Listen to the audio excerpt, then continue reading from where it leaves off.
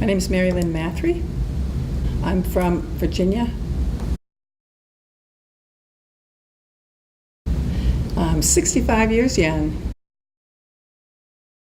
A registered nurse, master's prepared, and president, co-founder of Patients Out of Time, as well as founding member of the American Cannabis Nurses Association.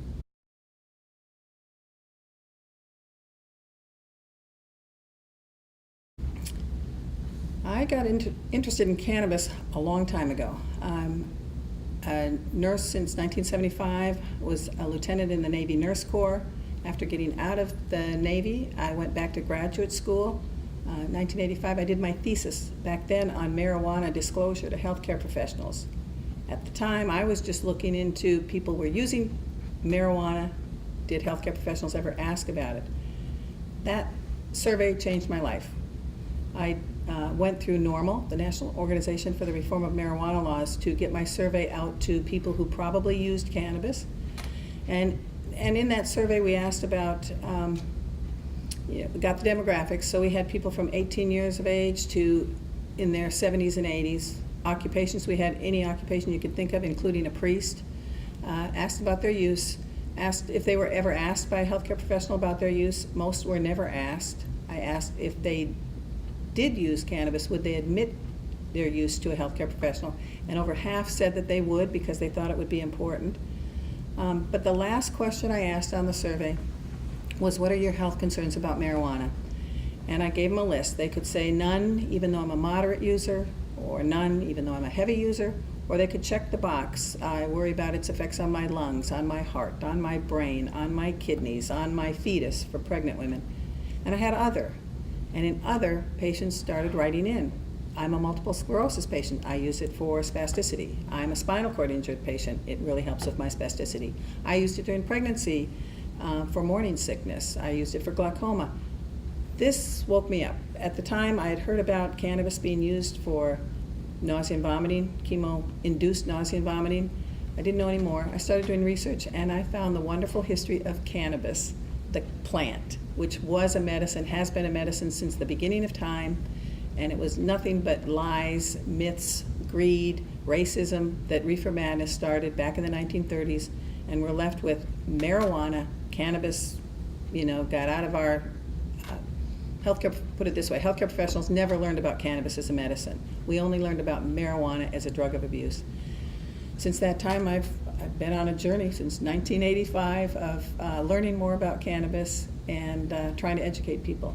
In 1995, prior to that, I started working with NORML, volunteer work, but helping them look at the science about cannabis. And it became pretty apparent by 1995 that healthcare professionals could not take that leap of looking at recreational use of cannabis, but it was very clear they needed to take the leap of recognizing the medicinal value of cannabis. So my husband and I formed Patients Out of Time.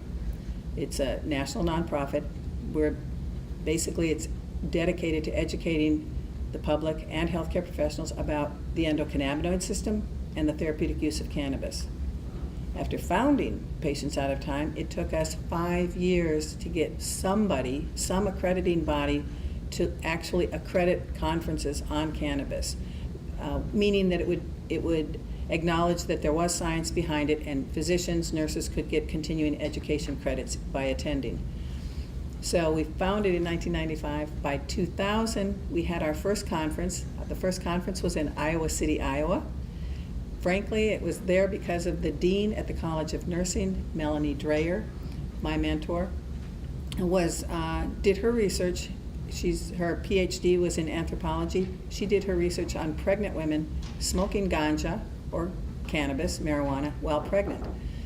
So she basically said, if you can't do this, talk about cannabis at a university, where can we talk about it? So she convinced the College of Medicine, and between the College of Nursing, College of Medicine, the University of Iowa sponsored our first conference.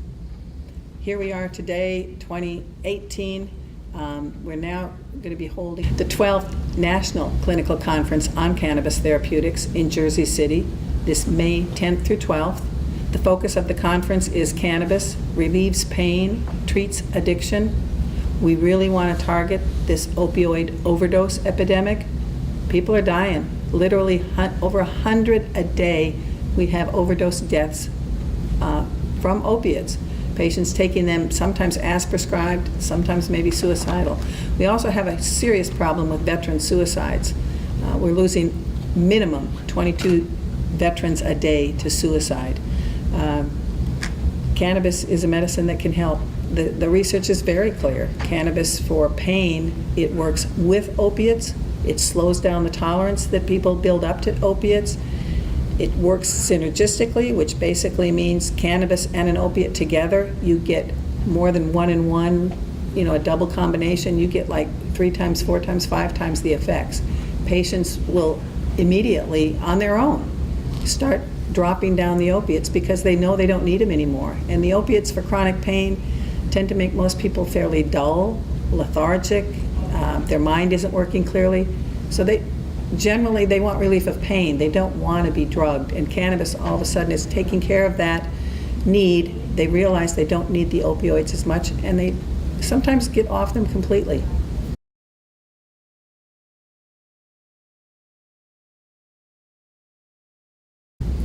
There's a fine line between medical and recreational use because I think many recreational users don't recognize what they're getting out of it in terms of as medicine. Very often people will come home from a stressful day of work. They might want a glass of wine with dinner to relax. They might want a drink in the evening to relax. And if they stick to it as far as alcohol goes, that tends to be not a problem. A lot of people instead will use cannabis to relax, and it literally is working with, as I said earlier, we've got an endocannabinoid system. Our bodies make cannabinoids, just like we make morphine-like chemicals, endorphins, we make endocannabinoids. We also have receptors throughout our body for these cannabinoids. The whole purpose of this molecular signaling system is to keep us in balance, protect us from stressors. It is vital to health. Every day, whether it be foods we eat, the environment we're in, if we're in an accident, if we're being stressed at work, bacteria, microbes in the air, whatever it is, we come in contact with different stressors, and this system is there to help balance us the whole time. So people taking it recreationally, they're taking something that naturally is helping their body relax. It's safe. It's certainly safer than alcohol. It's even safer than caffeine. People are going to have fewer withdrawal symptoms from cannabis than caffeine. The other thing we learn about the endocannabinoid system is that there are no receptors in our brain stem, and that's the area that controls breathing and heartbeat. So you cannot overdose from cannabis. This is a plant that is there to help you feel good.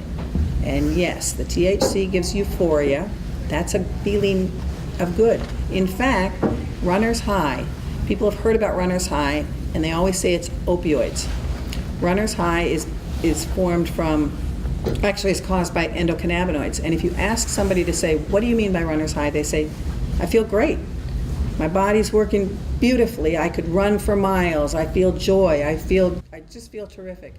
That's what a cannabis high is all about. It's not being out of your mind. It's not doing crazy things. It's feeling really good. So as a recreational drug, it makes sense. And then when you talk about medicines, because of the endocannabinoid system, that system helps explain why cannabis is helpful for so many things, from muscle spasticity to seizures, to nausea and vomiting, to depression, to anxiety, to bone formation. It's very helpful to prevent osteoporosis because it will keep your bones in balance. It's good for head injuries. It's good for, I've already said chronic pain, but that's probably the biggest reason people use it. It's a great sleep remedy, another big reason people use it. But it's this endocannabinoid system that is affecting almost every process in our body that helps explain why cannabis is helpful for so many different things. There's a researcher in Italy, Vincenzo De Marzo, who summed up the endocannabinoid system by saying it helps us eat, sleep, relax, protect, and forget. It's a neuroprotective agent. It protects us from cancer cells in our body. A healthy person, normally their endocannabinoid system will actually kill those cancer cells. When it comes to post-traumatic stress, the forgetting, that's a healthy way to forget. When we have bad memories, and thinking of veterans is probably the the easiest way, or I shouldn't say, the most dramatic way to describe post-traumatic stress.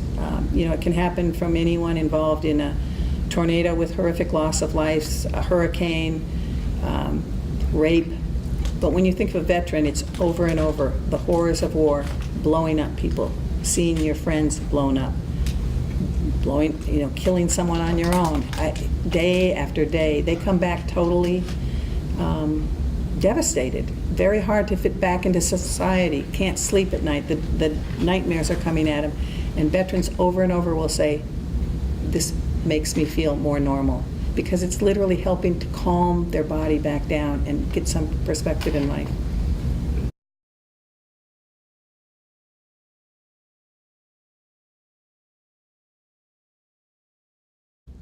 Yeah. How has cannabis helped me personally? I'm frankly, in growing up in small towns, I was around a lot of people who used it recreationally. I tend to be a very cautious person. I watched everyone, didn't use any. As years went by, I was still in high school, late high school. I actually debated about it, thinking that it was a much safer choice than alcohol for people using. Still hadn't tried it. And finally I did, and it was relaxing. I would say over the years, I have used it to relax. I'm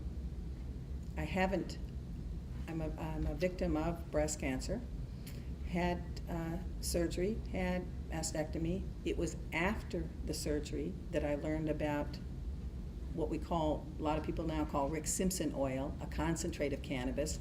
It's something we don't advocate, primarily only because of the way it was made. It was made with a toxic solvent, Mathre. But the whole point about that was that people were seeing in concentrates of cannabis that it could actually kill cancer cells. And then, of course, with research, we found out that they knew about that back in 1975. A researcher in Virginia, in Richmond, Virginia, actually was doing research to see how carcinogenic cannabis was, and instead found out that it actually was killing the cancer in the animals that had leukemia, lung cancer, and breast cancer. I would have used it. There would have been not a second thought, primarily because of the safety. Whether cannabis would have helped me or not to get through that, and I could have avoided the radiation, I could have avoided the surgery, I would have done that in a heartbeat because of the safety. Frankly now, and I never did need chemotherapy, but what we do know now for patients getting chemotherapy, which if anyone knows about chemotherapy, the idea is that it will kill the cancer cells before it kills you. It's a very toxic medicine. Patients who get through the treatment very often will complain of chemo brain. They can't remember anything because of the brain cells that have been destroyed. They have a hard time remembering things, and they complain of peripheral neuropathy, which is pain in like their feet. Again, nerve cells have been damaged from the chemotherapy. Taking cannabis with chemotherapy actually prevents or helps protect against the damage caused by the chemotherapy, and it works with the chemotherapy. So things would have been different had I known. But other than that, I tend to be very healthy. I think cannabis as a plant, I eat the cannabis seed, great nutritious source of nutrition. Hemp seed oil you can buy in the grocery store, one of the best sources of essential fatty acids, so it's a hugely important oil that all people who are concerned about their health should consider taking. But the hemp leaf, a baby hemp leaf would be tender. The larger leaves that don't taste so good, you can juice them.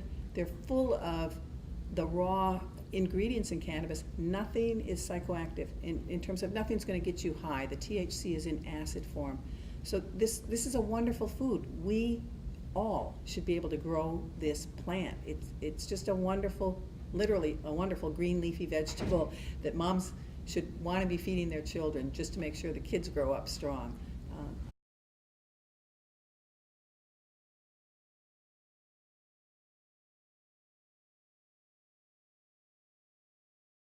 We as a society have let this prohibition of a plant go on for going on 80 years now. And we got to think about it. My husband has a saying that, did God make a mistake? It's a plant. Our government should never have the right to tell someone they cannot grow a plant. As a veteran, I am really partial to that piece right there. You send people off to fight for freedom in our country. They come back severely wounded, whether it be a physical wound or mentally from the trauma of war. They ask to use cannabis, and they can't use it. They can't readily access this, and they can be arrested for using it. That in itself is a crime. That's not a free country. This is a plant. We all need to be able to grow it. People's lives are depending on it. Patients Out of Time is all about that. Yeah, if I can leave one last message. Patients Out of Time is a membership organization. We strongly feel that we represent patients, but we will be stronger by people joining our force and being a louder voice. PatientsoutofTime.org. Simple email address to get to. By joining us, contribute. We've got a low membership, as low as $25 for regular folks or $45 for professionals, but we ask people to consider being a sustaining member. We do need funding to get our education out. We desperately do need funding, but this is about all of us. I want to thank Roots of Us LLC for doing this interview, and the fact that they're interviewing many patients out there. People need to hear these stories. These are real stories. Patients aren't making things up. So all the support out there to Roots of Us LLC.